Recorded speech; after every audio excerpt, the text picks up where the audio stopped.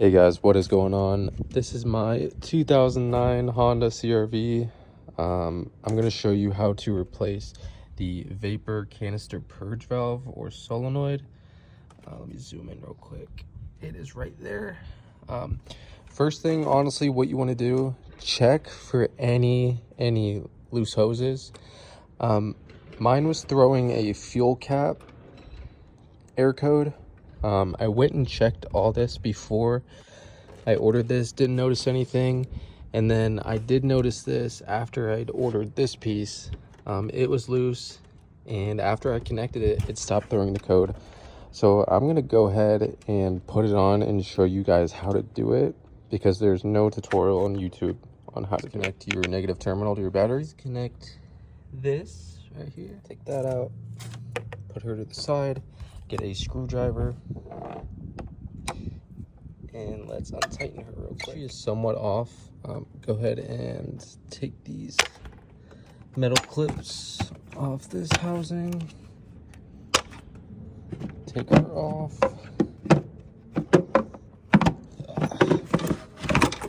After you're right here, go ahead and disconnect her right here.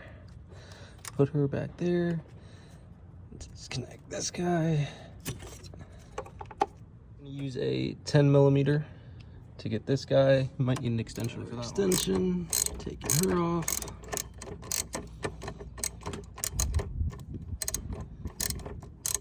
So here comes the fun part. What you're gonna want to do is you're going to want to use a flathead screwdriver and pull this rubber piece back as you're pulling this up. That piece is out. All you have left. What I found easiest for this is it won't come out this way no matter how much you do it. So what you're actually gonna have to do is pull it up, and it just comes out like that. So take this piece out. So now that this piece is out, it's gonna be a Phillips head. I would personally, before you do put a screwdriver or anything, I would spray some PB blaster on it just a little bit. You don't need a lot. Also, maybe get a wire brush and just get some of that rust out. I wanted to move this hose. This hose right here, the little clip that just comes up. There's that. And then it just comes out. You don't have to remove that hose, but it just gave me a little bit more clearance. So for this next part, after you put PB blaster and you wire brushed both of these screws, the other one is down below. So I can zoom in on it. Hold on now. Right there. All right. After you wire brush, put PB blaster on it.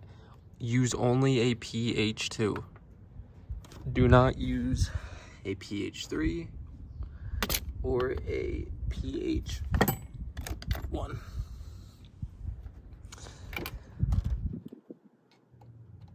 So I'll be right back when I take this out. Sure to just, put your magnet right here as you take it out with the screwdriver. So here's the valve out of its home. Personally, I found it easier to take out this one and that one back there. So just a tip, if you guys can't get this out, get a little bit of, I know I'm gonna get a lot of hate in the comments, but just get a little bit of PB blaster. You don't need a lot. And as soon as you get that hose off, just use some electronics cleaner on it and you'll be fine. Just clean it out with the electronic cleaner. Just spray in and out and you're fine. Make sure when you're putting this back in, go through the backside. So kind of just play with it a little bit, but it should ultimately go into the backside. Right. Once that's back in, plug this back in and your EKG module back in. I had to put a metal strap on this one because the other one broke. Just go through it, make sure everything's plugged back in, everything's nice and tight. All right, so for the next part, put a little bit of silicone grease around this, just a little bit. Less is better, And then put a little bit of silicone grease around here, just a little bit, and just around on the inside. And so once you got your silicone grease around that, you should be able to just pop it back into place. Next thing for this one is you are going to push it down, and at the same time, just like this. And you can kind of see it's moving a little bit in there. If I can get it. But you get the idea. Just use a flathead and go around there. Once that's back on there, just wipe the silicone grease. Try to get a little bit of down here too. All right. So after this is back in, make sure that one is seated correctly. Make sure that one's seated correctly. Go ahead and put your 12mm bolts back in here.